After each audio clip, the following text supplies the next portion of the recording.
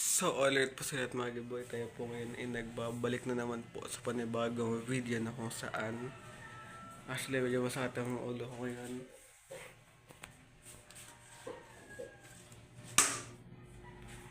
So, ang ginagawa ko ngayon is inaaral ko na. Actually, dapat nag-devotion ako ngayon para nawawala kasi yung black ball pen ko. Lagi na lang talaga ako nawawala ng black ball pen.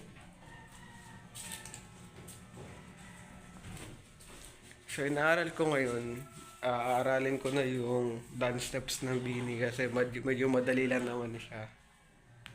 Kasi, malay mo manalo pa tayo ng ticket, di ba?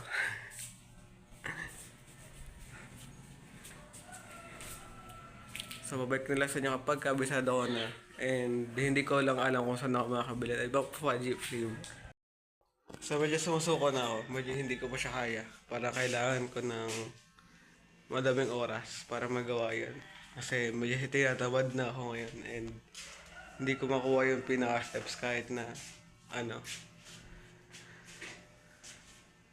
Pwede ba cherry on top na lang? Masanay ako sa cherry on top. Napakadali lang nun eh. Ganito lang yun, no? So ngayon po mga giboy na magpapalit lang ako ng pants. Hindi ko alam kung kailan nilabas yung extended version ng Beanie. Ay, ng Beanie pala yun. Yung extended version ng Blink Twice. Pero, yaman yan kahit ano. Pero may sobrang ganda na extended version. Alam nyo ba, akala ko noon AI lang yun. Pero nung sinerge kong, nung tinignan ko yung music sa TikTok. Totoo nga. Sobrang ganda na LSS ako. Oh my gosh. Oh my gosh. Ang ganda. Partida, teaser pa lang yun. What more sa February 13. Sobrang inaabang ko talaga. And kailangan ko nang umalis kasi meron pa po ako ministry. Bago yan, tago ko muna yung pera kasi nag-iipon po ako. Hindi ko alam kung hanggang saan makakarating yung ipon ko. Basta nag-iipon lang po ako. If you like me blink twice, are you naughty or nice? Maybe a little spice if you try to roll the dice. Hey! Di na ako magagulat sa lyrics ng chorus. Kabisado ko na. Sorry. If you let me blink twice, are you naughty or nice? Maybe I this face. Babait lang ako ng na t-shirt. If you let me blink twice, are you naughty or nice? Maybe add a little spice if you turn your little dice. Bam. Maybe add a little spice. Ooh. So, yeah. Kwentuhan muna tayo. Mag-edit agad ako mamaya-maya para meron ako may upload. Ano ako kumain? Di ako nakapag-devotion kanina. Bibili ako ng black ball pen. Puro nakablay ng black ball pen. After ng kids, maliligo ako. After na ministry ko, maliligo agad ako. Then, punta ako ng devotion na ako kasi tapos mamaya-mayang hapon, prayer. Is na ako, punta na ako ng church. May ministry pa ako. Kakain lang ako mamaya. Tapos, madali yung magawa ko ngayon. Gusto na ito pala ng lecture, my God.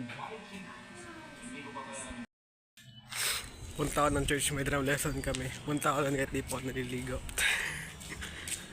Kaya later, after drum lesson. Po ako ngayon kasi di ba po ako naliligo. Pero okay lang yan kasi nakadalawang beses naman ako habang maligo. Alam nyo ba, no?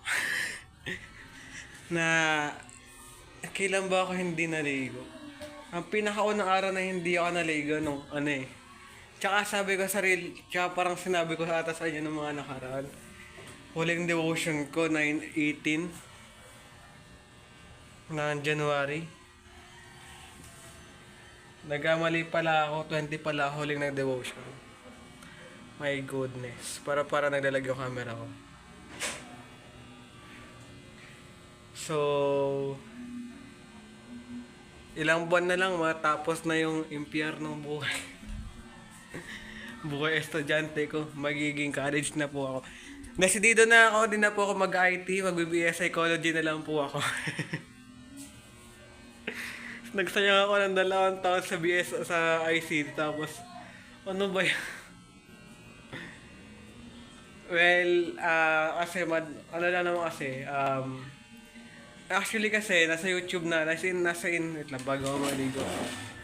Nasa internet naman na lahat ng kailangan natin na like, paano mag-coding ng Java, paano mag-Python, paano mag-coding ng HTML, paano mag-develop ng game. Nasa YouTube, nasa internet na lahat na kailangan natin. Actually, parang bala ko na na lang. Psychology na lang talaga, as in. Pero, parang, kasi ang original plan ko talaga, BSIT. Pero, sabi ko, at kasi ito, meron akong 4 na course. BSIT, Information Technology, BS Education, BS EMC, which is, nakalimutan ko na yung sabihin nun,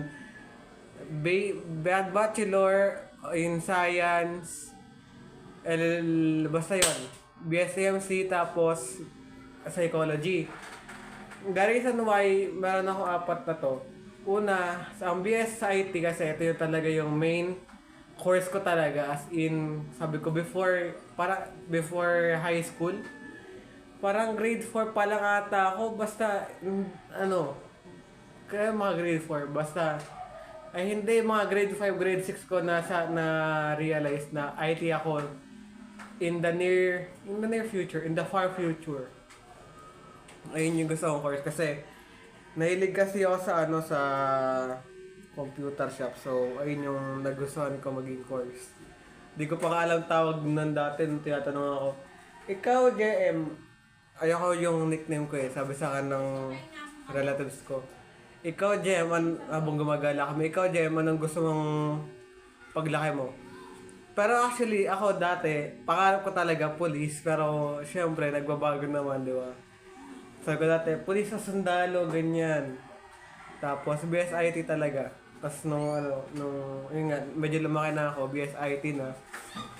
Para akong nag-online class dito, tapos naglalagkas yung camera ko Babali yung camera ko Tapos, nung time na yon sabi ko, basta may kanalaman sa technology, tapos sa BSIT. Tapos, nung grade 9 ako, sabi sa amin, dapat alam nyo na kung ano yung magiging course nyo paglaki nyo. Ano yung strand nyo, BSIT, ganyan. Kaya nag-BSCMC ako, sabi ng friend ko na nag-aaral sa ang BSCMC may dalawang parang branch, something ganon. Hindi siya BS, animation, tsaka game development. Siyempre ako, gusto maging developer, so game development ang pipiliin ko. Hindi ko lang alam, kasi parang ang BSIT kasi parang general siya, kaya hindi ko alam kung sa BSIT ba ituturo din kung paano mag-develop ng game. Pero parang ayun lang din kasi yung habol ko kasi parang madali na lang naman mag-assemble ng computer.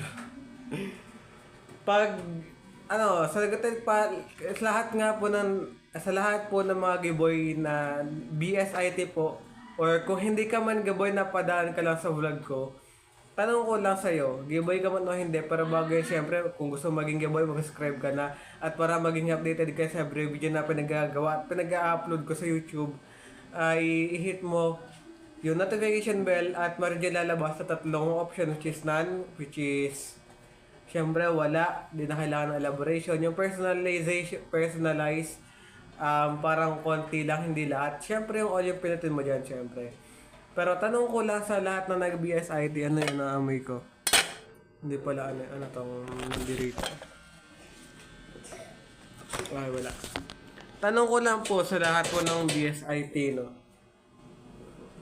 Pinag-aaralan po ba sa BSIT ang game development? Kasi kung hindi, cancel ko na yung BSIT ko. Sa BS Eduk naman, gusto kasi maging teacher. Actually, sabi ko nung nakikipagkwento ako sa mga kaibigan ko, sabi ko, since 4 years lang naman yung Eduk, pagkatapos kong graduate, mag-apply ako sa school ko ngayon. Tapos sabi ko, kasi yung kaibigan ko, sakto, after ng 4 years, grade 12 pa lang siya. So sabi ko, ay, pag nag-estudyante ko, to yari sa akin. Gusto rin kasi magturo. And, syempre ako, pag halimbawa, naging teacher nga ako, hindi po ako yung akalain nyo na teacher na strict.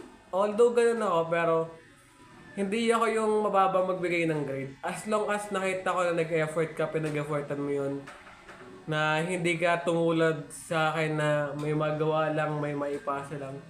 Ganun kasi ako may maipasa lang. Diba? Mag-drawing ka GM ng bahay. Mag-drawing ako na napapangat na bahay. Hindi mo napapa. Basta, gagawin ko yung best ko, pero hindi ko na siya i-improve. Kumbaga, may mga drawing lang ako na bahay, ipapasa ko na yun. May maipasa lang. Pag nakita ko na nag-effort ka talaga, na hindi kayo mayama lang.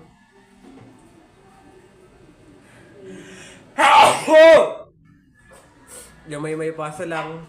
Siyempre, bibigyan ka na ng pero pag nakita kong ganyan ginawa mo, may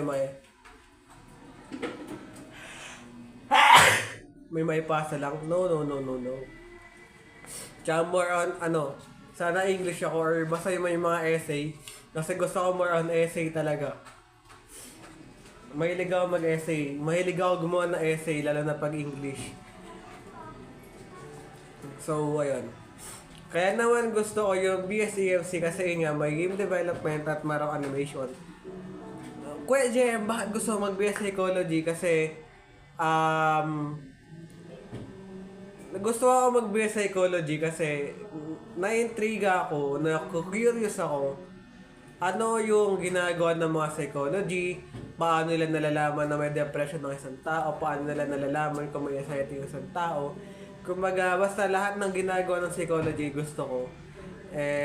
Or curious ako about that. And mahiligo na kasi napakabaho ko na, yung napakabaho. Wala din naman ako naamoy eh. Tsaka may nagbibideo ako na dito, may nagkakaroon. Hindi ko alam kung pero minsan lang naman na sila ngayon. Dati, para araw-araw ganyan. And, siguro mga trip-trip lang nila kumanta kasi wala naman ako, syempre. Pray nga. Salamat po sa panonood. God bless everyone.